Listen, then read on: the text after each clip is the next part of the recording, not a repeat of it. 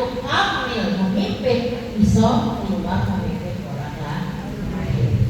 Pertama awal itu mengenal diri kita itu menjadi pemimpin yang bisa jiwanya pemimpinannya bisa damai, didamaikan dulu awal itu. Bagaimana cara kita damai pada diri? Yang kenal dengan diri kita. Ibu-ibu harus kenal dengan dirinya. Nah, sudah kenal atau belum? Kalau itu orang kenal diri. Nah, bagaimana cara kenal diri? Bagaimana cara mengenal diri? Oh, kenal cara diri kok gak ero. Nah, kalau soalnya bolak-balik dikenal. Maka wong iku nek ra kenal wae dhewe kurang ngaco nek wong liya terus. Ya kan? Maka kenali dulu diri kita. Siapa diri kita? Man 'arafa nafsahu faqad 'arafa rabbahu. Siapa yang kenal dengan diri kita, diri sendiri, maka dia akan mengenal Allah. Kok bisa, Bu? Gimana caranya? Nah, saya kasih tahu caranya. Caranya mengenal diri kita itu dengan bacaan Bismillahirrahmanirrahim. Artinya apa? Dengan nama Allah yang Maha Pengasih dan Maha Penyayang. Mengenal Allah itu dengan apa?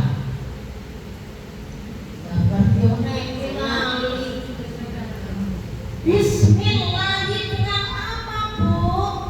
Mengenal Allah Bismillah dengan nama tadi kan? Iya. Dengan nama Allah Ar-Rahman. Ar-Rahman itu namanya Allah. Nama Allah itu berapa? 99. 99. Lah kita siapnya lagi kenal sama Allah itu dengan nama untuk pertama kali. Bismillah dengan namamu ya Allah, aku mengenalmu. Ar-Rahman artinya apa?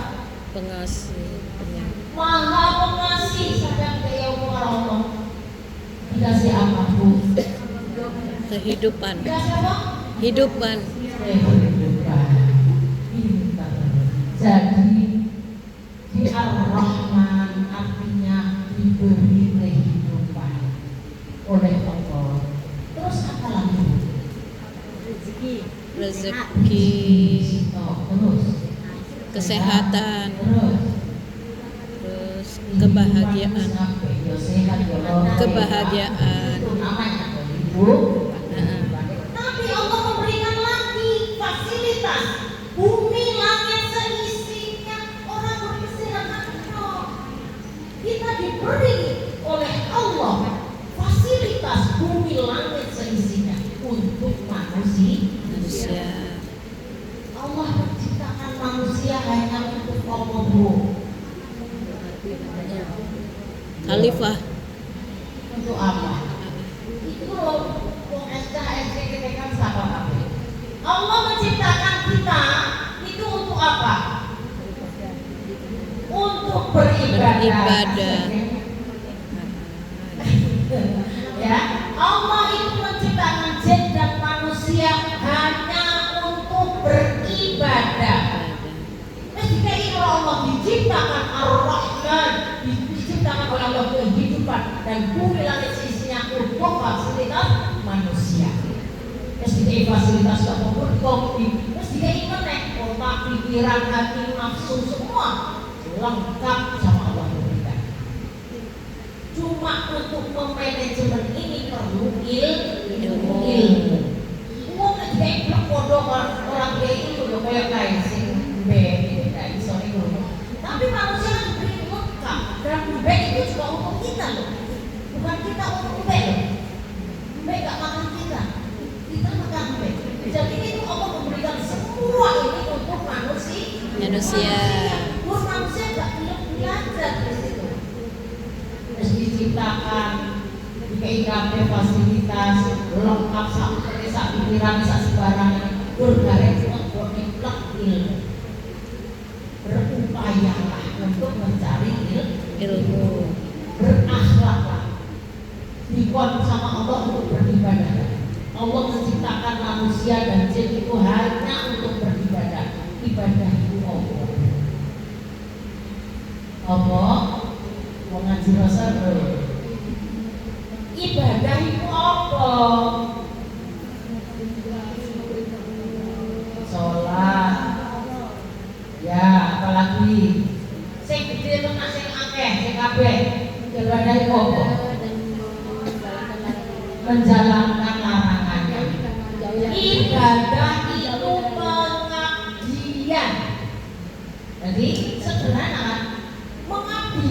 Ojo selain Allah, pengabdian. Ibadah itu mengabdi kepada Allah. Ibadah ada berapa? Ada dua, ada makhluk dan ghairu makhluk. Ibadah itu pengabdian. Nek ghairu makhluk itu sudah tertera. Ada iman, Islam, ihsan. Nah, kalau yang ghairu makhluk itu adalah ihsan. Kebaikan semuanya ini adalah ibadah. Maka wong nek urip ngatur uripku adalah ibadah. Nek salah diberikan ingatan kepada Allah. Nek orang diingati, yo purpose kalau itu padha karo nek kan. Maka kita duwe akal, pikiran, nafsu. Nafsu juga ada tiga. Nanti akan kita bahas. Nah, sekarang yang pertama ada dua tadi adalah akhlak. Orang pengen menjadi jiwa kepemimpinan yang damai dan jiwa kepemimpinan yang rukun damai. Yang didamaikan adalah diri kita dulu. Tadi mengenal diri dengan apa tadi? Nama Allah. Bismillah. Dengan nama Allah. Aku mengenal Allah dan mengenal diri saya. Sampai ada seperti diciptakan itu. Sampai mengenal diri sopo. Aku saja ini sopo. Siapa si Eva ini siapa? Oh ternyata aku itu ciptaan. Oh ternyata aku ini hamba. Aku harus bagaimana? Ar-Rahim. Bismillahirrahmanirrahim. Ar-Rahim. Artinya pengasih lagi. Maha pengasih dan Maha penyayang. Maha penyayang. Yang punya kasih sayang itu hanya Allah. Oh jangan aku. Semua kasih sayang adalah milik Allah. Maka ada mengenalin kono. Oh ternyata aku disayang bojomu, disayang temanmu itu hanya Allah melalui bojomu. Allah mencintai aku melalui teman-temanku. Eva dicintai jamaahnya karena itu Allah mencintai saya melalui. Ya tapi melalui kita apa sih? Melalui para sahabat kita mencintai kita. Kembali kepada Allah. Itu mengenal cara mengenal diri kita. Nek ngerti kita tahu mengenal pasti sampai yang tahu kekurangan sampai yang sendiri. Wong ini kesenang mesti ngerti. Oh aku ini kurang ini yo. Oh ternyata aku yang dia. Tapi kan orang kadang-kadang nggak kenal dirinya, tapi kenalnya uang mulia terus. Maka mulai kekurangan orang lain. Ya kan? Wah, buka itu kurang ini. Nah, ngerti apa itu juga kurang. Ya kan? Maka mencari ilmu ini sekarang ini untuk mengenal menjadi kepemimpinan, jiwa kepemimpinan yang bisa rukun dan damai adalah mengenal diri kita sendiri. Ya, dengan ayatnya Bismillah. Itu diresapi, dirasa. Jenenge ngaji terus. Dirasa itu dilakoni. Ternyata aku ini ciptaan Allah. Ternyata aku ini diberi semua oleh Allah. Otakku, pikiranku, hatiku. Nah, sing sentral kita yang bisa menjadi akhlakul karimah gimana? Nah, yang bisa menjadi akhlaknya kita baik perilaku kita baik itu senternya ada di mana Bu? Di hati. Di hati. Dalam diri manusia ada segumpal darah manakala baik seluruh manakala ia jelek seluruh tubuh segumpal darah itu adalah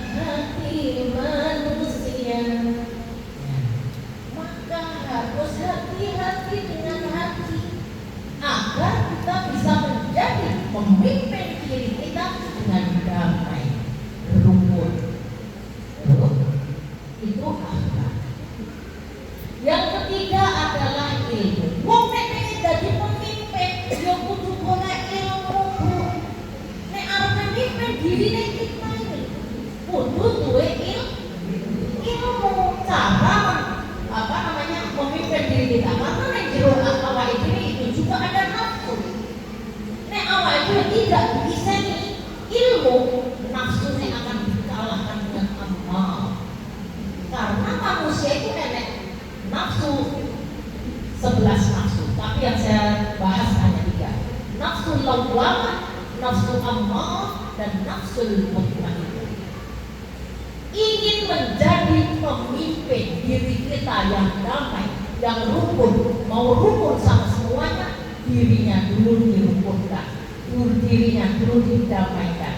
Caranya dia kalahkanlah nafsumu tadi. Lawwamah itu kan kadang manusia itu kan ada apik, ada elek.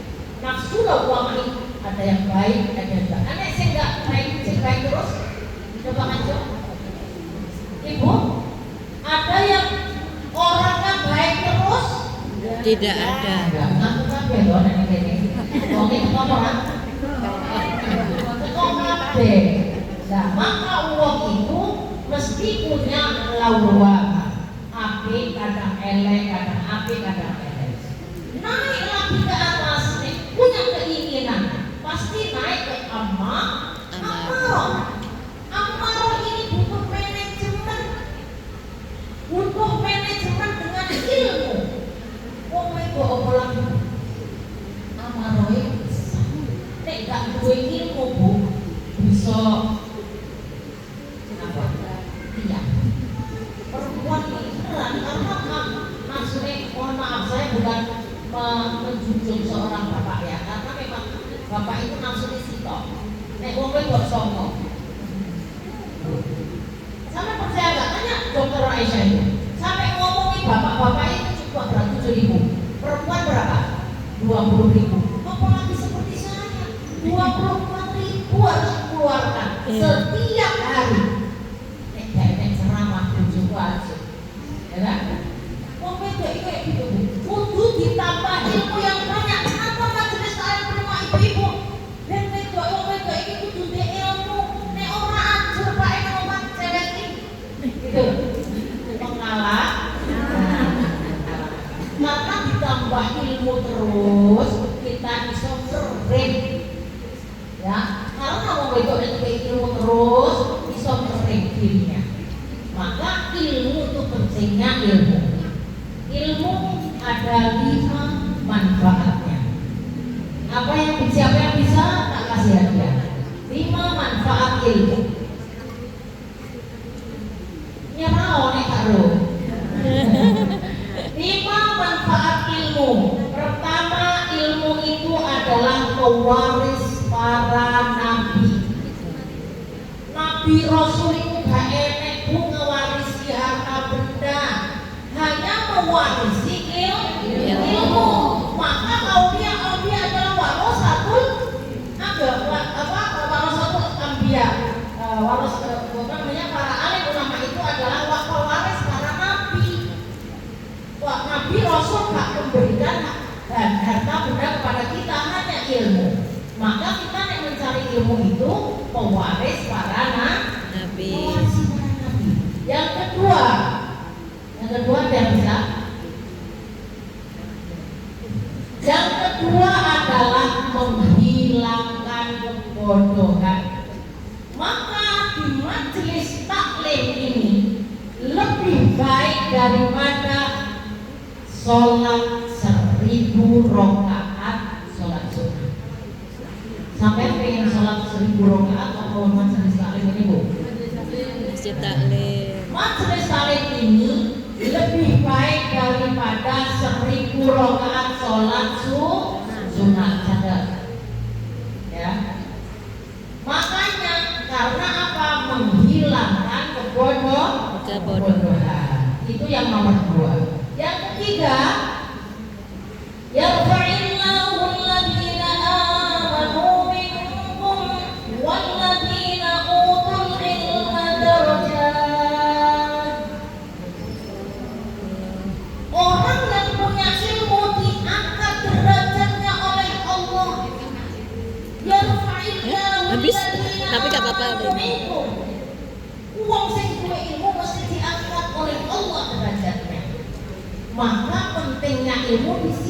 manfaatnya ilmu di sini yang nomor kudu boleh ilmu.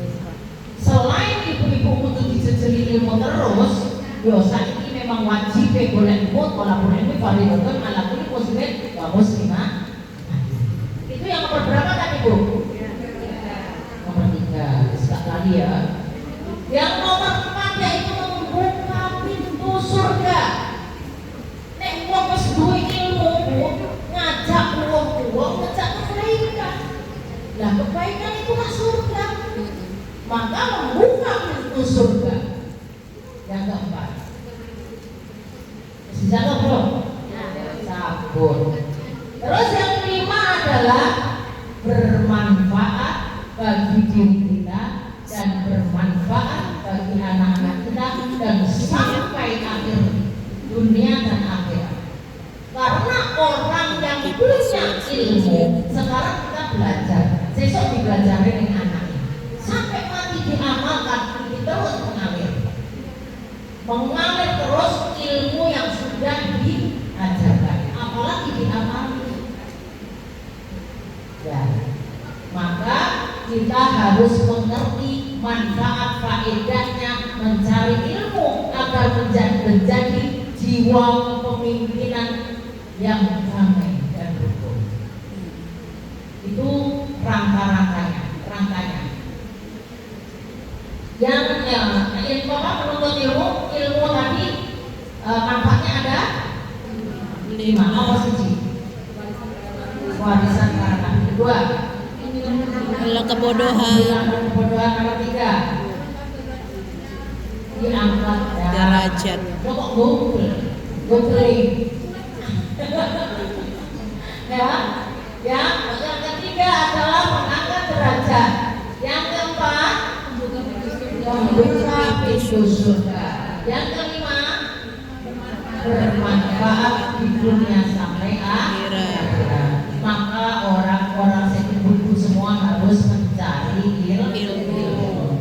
Nah, juga hari ini kan terjadi membangun jiwa kepemimpinan kita agar menjadi damai. Bagaimana caranya ya? Mengapa perlu membangun jiwa kepemimpinan dengan rukun? Sesungguhnya orang mukmin itu semua kita inilah bersaudara. Sebelum bersaudara kita akan mendamai diri kita dan langsung nanti kita merukunkan orang lain.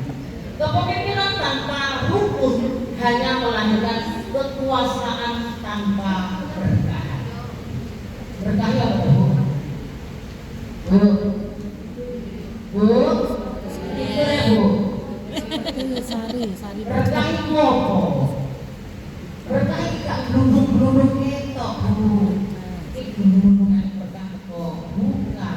Berkah itu enek rasa. Sampeyan jalan ke sini selamat, itu berkahnya kita, itu diberi keselamatan oleh Allah. Itu berkah. Berkah kita, kehidupan kita semua itu jenenge berkah. Nek awake dhewe beribadah dan berdoa seperti tadi. Rukun adalah energi spiritual yang menumbuhkan kepercayaan dan keteladanan. Wong kudu duwe spiritual. Untuk diri kita itu kudu dikai spiritual. Dalam Islam kepemimpinan bukan soal jabatan. Itu aja ya Pak, tadi ketua BKFM. Ibu mesti kepemimpinan enggak itu. Dalam Islam kepemimpinan bukan soal jabatan tapi tanggung jawab dan ketenangan hati. Nek Bu Haja Eva orang tenang gak ngomong begini Bu. Nek Bu Haja Eva sakit orang mungkin begini sehat dan tenang. Maka kepemimpinan itu dibutuhkan itu untuk memimpin diri kita dan orang lain. Konflik itu kenapa ada konflik? Konflik yang terjadi karena ego lebih tinggi daripada semangat rukun. Awal itu pengen rukun tapi egonya diangkat lebih tinggi dari itu jadi konflik. Maka kita harus bisa tahu, mengerti ilmunya untuk mencari memimpin diri kita. Jiwa pemimpin yang rukun menciptakan suasana aman, nyaman, produktif, dan dan dimanapun kita berada. Pemimpin yang hebat bukan yang paling kuat suaranya. Wah, ngomong aku tak alon-alon. Coba aku isi jangan umur. Ini bukan berarti saya tak kenal sobat enggak. Sampai kerumuh menurut saja. Yang umur. Ya, pemimpin yang hebat bukanlah yang paling kuat suaranya, tapi yang paling lembut hatinya. Ya, lembut hatinya dan merangkul dalam perbedaan apapun. Karena BKMM ini gak enek bendera yang cuma satu, ini bendera akeh. Ya Bu, bendera Indonesia ini organisasi itu akeh, yang besar yang kecil. Ini semua BKMM merangkul semua. Ini adalah wadah semua umat Islam. Kan kemarin ada yang tanya, Bu, saya mau masuk BKMM itu syaratnya apa? Syaratnya Islam. Betul. Makanya orang aku ini tidak Islam. Oke? Apa yang dimaksud dengan jiwa kepemimpinan yang rukun? Kepemimpinan adalah kemampuan mengarahkan. Ini apa yang diserangkul, mengarahkan, ngomongin seperti ini. Bu, nanti kumpul ya di Arahma, BKM ada acara. Itu mengarahkan, merangkul, mengarahkan, mempengaruhi. Perasaan pengaruhi apa saya apa? Dan memberi jawaban. Sama Pak Rangkul, itu masuk di rangkul Bu. Ayo kita bersama-sama untuk mencari ilmu. Gitu. Jadi rukun berarti hidup dalam keselarasan, tanpa permusuhan, saling menghormati dan menenangkan suasananya. Saiki awake dhewe pimpinan untuk diri kita. Saiki tak tengok, sampean tangannya kanan karo kiri ku musuhan ora. Kan kerjasama. Nah itulah yang namanya kita itu untuk memimpin diri kita. Moto nyawang kayak apa namanya? Mencari mata itu untuk melihat dan mencari apa Bu? Pulaan. Mencari mangsa Bu katanya Bu. Sampai katanya mencari mangsa di pasar Bu, ojo kayak gini. Khusus pulaan. Jadi omongnya gini ya. Mencari mangsa. Saiki golek no mangsane sampean sing bener. Ojo diterkam kabeh sing elek sing apik itu dikai saringan. Maka disitulah yang namanya pemimpin. Pemimpin iso mikir awake dhewe, iso mimpin awake dhewe. Moto gunamu itu delok kae. Terus omongno ning kutengku. Terus nanti ben aku iso omong. Ora perlu apa dilebokne motone dioleh kupinge ning kutoke terus ditokne meneh nyati wong ora ngerti ra duwe filter. Di situ itu cara memimpin awake dhewe. Gunakanlah, ojo didolimi. Cara kita melihat wong piye, lihat iki piye. Mosok iki enek iki saya banyak orang yang tidak berakhlak ya Bu. Ning gone medsos kayak ini sampean. Supaya sampean ngeklik sing gak berakhlak, yo metu terus sing gak berakhlak. Sampean apa yang pemimpin, yo metu pemimpin terus. Sing kan yo melok terus. Itu loh yang namanya medsos itu. Sing mbok klik, sing mbok like itu melok terus sampean terus. Nek gak mbok share, nek gak mbok ganti, nanti akan terus seperti ini. Karena bumi sekarang zaman bumi, zaman sekarang ini garek pilih. Uripe manusia itu hanya memilih. Sampai pilih kanan, ngomongin. Sampai mau scroll itu apa ini? Pilih. Apa yang disediakan? Gitu. Ya, maka di situ itu kita pinter-pintere memimpin awake dhewe. Contoh digunakan sebenarnya bagaimana kuping guys sebenarnya sampai di lapornya di dewa. Terus rukun berarti hidup dalam keselarasan tanpa permusuhan, saling menghormati dan menenangkan suasananya. Ciri-ciri pemimpin yang rukun itu piye Bu? Mampu mendengarkan, melihat sebelum menilai orang lain. Mengutamakan musyawarah bukan perdebatan. Masih sampai pinter debat hindar. Gak usah berdebat. Nah, yang ketiga menyatukan bukan memecah belah. Yang keempat menyelesaikan masalah dengan hikmah dan kasih sayang. 5. Menjadi teladan dalam berkata dan bersikap dengan damai. Bagaimana cara membangun jiwanya, kepemimpinannya yang rukun lagi? Gimana caranya? Adakah enggak langkah-langkah untuk kita? Kita yang harus tahu langkah-langkah mana yang harus kita lakukan. Ada 3. 1. Mulai dengan dari diri sendiri. Dilatih. Awal itu dilatih, Bu.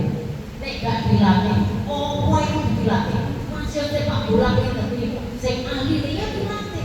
Awal pengen jadi ahlinya apa? Ahli yang dikasih oleh Allah yang perlu dilatih.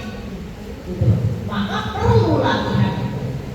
Dilatih hati yang pertama, diresiki mau tahu dari diresiki dengan apa? Dengan taubat. Dilatih hatinya diri sendiri dan pertama hatinya untuk sabar dan terima kodok. Terima itu jenis kodok itu yang sekarang kita itu dilahirkan dan diwong wedok dan diwong lanang itulah kodok dari Allah. Rasa diganti minta dilana. Saya wedok minta tiba anak kok. Saya lanang minta tiba itu. Nah itu namanya kodok dari Allah. Yang ketiga adalah yang kedua adalah bangun komunikasi empati, bicara dengan hati, bicara karo hati karo pikiran kok itu beda. Nek ngomong dengan pikiran kita ndelok wong liya nek ganti-ganti. Bisa omong nek wong liya nek rasane sesuk sing. Tapi dengan hati gak bilang. Hati itu nolak, nek biasa diajarin baik. Dia menolak perkataan yang tidak baik. Jadi bangunlah komunikasi empati. Bicara dengan hati, bukan dari otaknya saja, bukan hanya dengan logika, tapi pakailah hati. Yang ketiga, kuatkan niat lillah ta'ala, niat memimpin untuk kebaikan bersama, bukan hanya untuk diri sendiri, tapi untuk sebanyak orang. Berlatih musyawarah dengan keluarga, organisasi seperti ini, bisa kita harus mengambil keputusan dengan bersama, tidak hanya satu pimpinan saja. Kepemimpinan dan pemimpin sudah beda. Jadi nek awake dhewe kita menjadikan kepemimpinan diri kita yang baik, pasti akan baik semua. Memberikan contoh nyata, rukun dan tindakan kecil seperti memaafkan, menenangkan orang yang lagi ribut, dan menghargai orang lain. Jaga akhlak kepemimpinan seperti akhlaknya Rasulullah SAW. Mari jadikanlah diri kita pemimpin yang menghadirkan kedamaian, bukan perselisihan. Tindakan nyatanya yang bisa dilakukan seperti mulai hari ini janji karo dhewe, janjilah teladan bagi anak-anak kita, bagi semuanya, dan rukun dalam lingkungannya masing-masing. Buat komitmen janji untuk diri kita, saya memilih memimpin dengan damai dan kasih sayang. Terus bangun tim anaknya bisa, semua bisa, bojone boleh, keluarga dan jamaah semua dengan semangat kuat, bukan egonya masing-masing. Saya ini begitu musik-musik kadang terus merasa bagaimana, paling mana gitu dong. Oh, semua tak aku. Pemimpin sejati bukan yang ditakuti, tapi yang dirindukan kehadirannya karena membawa kedamaian. Ya, sampai kilo-kilo rindu sama saya. Alhamdulillah, karena kita sama-sama belajar. Semoga bermanfaat, barokah, bimbing ibadahnya orang Amin. Amin. Ibu ini kakek-kakekan bisi ada yang berkata sedikit. Jadi monggo kita berdoa untuk